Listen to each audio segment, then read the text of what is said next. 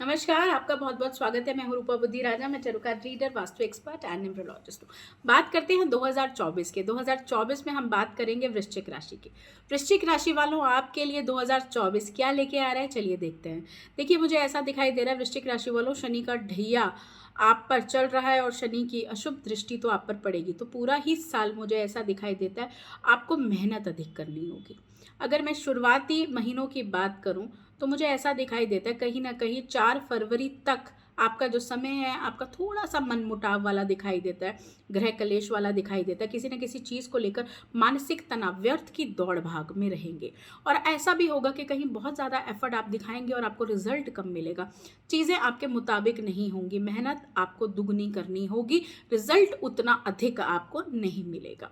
अगर हम बात करें 5 फरवरी से 14 मार्च तक, तो मंगल उच्च राशि में मकर में संचार करेंगे और इससे आपका मंगल से आपका जो उच्च राशि में जब संचार करने लगेंगे ना, तो आपका मान सम्मान बढ़ेगा।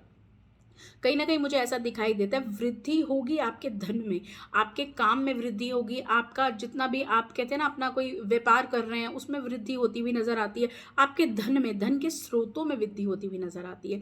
अगर आप बहुत टाइम से सोच रहे थे कि मेरे को कोई काम करना है और मैं अपने काम को लेकर बढ़ाना चाहता हूँ, कोई दुकान खोलना चाहता हूँ, कोई काम शुरुआत करना चाहता हूँ, तो आय के स्रोत बढ़ते हुए नजर आते हैं, लाभ के स्रोत बढ़ेंगे, कोई डेली इनकम शुरू हो सकती है। अगर जॉब करते हैं तो बॉस के जरिए आपका इंक्रीमेंट हो सकता है।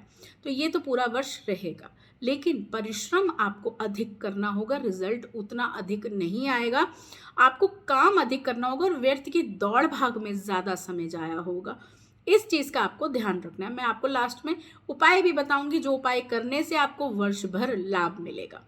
तो देखिए, लाभ और उन्नति के अवसर भी आपको मिलेंगे, रुकावटें जितनी हैं वो खत्म होगी। लेकिन 1 मई से मुझे ऐसा दिखाई देता है कि किए गए प्रयासों में आपको सफलता आएगी, जो पहले नहीं आ रही थी। जल्दी से आपको सफलता मिलेगी और व्यवसाय और में परिवर्तन भी कुछ करेंगे। आप लोगों का स्थान अंतरण, घर का शिफ्ट होने का भी योग बनता है। कहीं ना कहीं आप लोग शिफ्ट कर सकते हैं, कोई घर शिफ्ट करना चाहे वो भी कर सकते हैं, या फिर मुझे ऐसा दिखाई देता है कोई ऑफिस न्यू बनाना चाहते हैं, पुराना ऑफिस अपग्रेड करना चाहते हैं पुराने ऑफिस से, तो वो भी होता हुआ मुझे नजर आता है। जून के बाद का जो समय है वो आपके लिए परिश्रम वाला है, संघर्ष वाला है। कहीं ना कहीं संघर्ष तो आपको इस साल पूरा ही करते हुए आप मुझे नजर आते हैं। उसके बाद अक्टूबर के बाद का जो समय है वहां मुझे दिखाई देता है कि आपका मंगल जब वक्रीय होंगे तो आपके लिए चुनौतियां भी आएंगी। फायदा भी आपको कराएंगे, आपको धन का फायदा कराएंगे, कुछ प्रॉपर्टी से रिलेटेड फायदा करा सकते हैं, लेकिन आपके लिए तनावपूर्ण स्थितियां उत्पन्न करेंगे। कोई वाद विवाद करा सकते हैं, खर्चा करा सकते हैं। कोई कहते हैं ना, आपको ये जो समय रहेगा अक्टूबर के बाद का, सावधानी से चलने वाला है। सावधानी जितनी बरतेंगे उतना आपके लिए अच्छा। कहीं ना कहीं चीजें आपके फेवर में ना होकर ज्यादा चीजें आपके अगेंस्ट होंगी। शत्रु से आपको थोड़ा सा सावधान रहना। शत्रु आपके काम बिगाड़ सकते हैं, बनी बनाई डील खराब कर सकते हैं।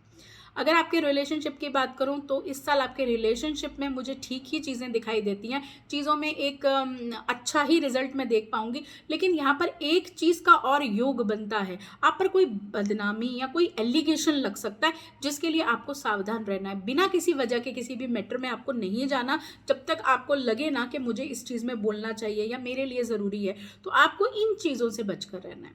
व्यवसाय तो अच्छा है, हेल्थ भी आपकी ठीक दिखाई दे रही है, और मुझे ऐसा दिखाई दे रहा है कि ऑलमोस्ट आपके लिए ये साल अच्छा ही है। अब हम बताते हैं आपको उपाय। क्या उपाय आप पूरा साल करें जो आपके लिए काफी अच्छे रहें। देखिए, इस साल प्रत्येक शनिवार आपको कांसे की कटोरी में तेल लेना है, कांसे की कटोरी में, और अपना छाया यानी कि अपना पूरा फेस उसमें देखना है। और वो आपको या तो आप पीपल के पेड़ पे रख सकते हैं, या जो शनिवार जो वाले जो हमारे घर में तेल लेने आते हैं उनको आप दे सकते हैं। तो आपने छाया दान करना है, इस बात का आपको खासा ख्याल रखना है। और हर शनिवार अगर आप करते हैं तो आपके लिए बहुत अच्छा होगा। सैटरडे के दिन आपको कोई भी नॉनवेज, मांस, मदिरा इस तरीके के सेवन नहीं करना, इस बात का ध्यान रखना। अगर आप नॉन वेजिटेरियन हैं और आप सैटरडे के दिन अगर खाते हैं, वैसे तो आपको खाना ही नहीं चाहिए। जब शनि की ढैया 7:30 लगती है तो हमको वेजिटेरियन हो जाना चाहिए। लेकिन अगर आप नहीं होते तो आपको जो कष्ट हो रहा है, अगर आपको किसी चीज़ की पीड़ा हो रही है तो वो बढ़ जाएगी। इस बात का आपको ध्यान रखना है। सिर्फ मात्र ये उपाय आपको करना है।